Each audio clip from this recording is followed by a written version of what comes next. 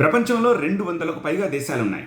కానీ కేవలం 9 దేశాల దగ్గర మాత్రమే ఈ nuclear warheads or nuclear missiles ఉన్నాయి. ఆ 9 దేశాలు ఏమిటి? టాప్ టు బాటమ్ ఆర్డర్ చూద్దాం.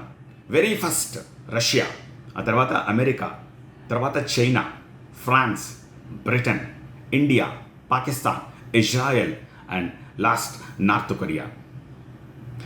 రష్యా దగ్గర ఉన్నన్ని warheads or nuclear missiles ఈ మిగిలిన 8 దేశాలవి కలిపితే కూడా రష్యాతోటి సరిసమానం కావు.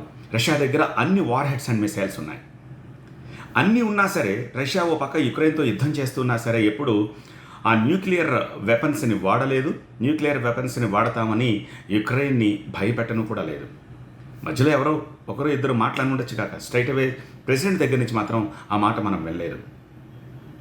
దట్ ఈస్ ద రీజన్ ఒక విదేశీ ఛానల్కి ఇచ్చిన ఇంటర్వ్యూలో బెంజమిన్ నెతన్యాహు మిగిలిన దేశాల దగ్గర ఉండగా లేనిది ఇప్పుడు ఇరాన్ను చేర్చుకుంటే మాత్రం వచ్చిన తప్పేమిటి అని అడిగిన ప్రశ్నకు సమాధానంగా మిగిలిన దేశాల దగ్గర హోల్డ్ ఉంటుంది, ఛాందసుల దగ్గర హోల్డ్ ఉండదు అని చెప్పేసి చెప్తూ ఉన్నాడు. అందుకే కేవలం ఇరాన్తో సరిపెట్టుకోను, ఇరాన్ పని పట్టిన తర్వాత పాకిస్తాన్ భరతం పడతాను అంటున్నాడు బెంజమిన్ నెతన్యాహు.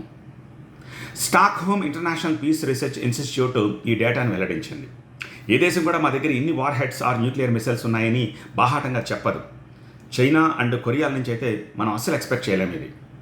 కానీ స్టాక్హోమ్ రీసెర్చ్ ఇన్స్టిట్యూట్ మాత్రం ప్రతి సంవత్సరం 6 నెలలకు ఒకసారో సంవత్సరానికి ఒకసారో ఈ డేటాను సేకరిస్తూ ఉంటుంది వాళ్ళకున్న సోర్సెస్ ద్వారా. సో ఈ ఇయర్ జాన్లో ఇచ్చిన డేటా ప్రకారం టాప్ టు బాటమ్ ఆర్డర్ ఇలా ఉంది.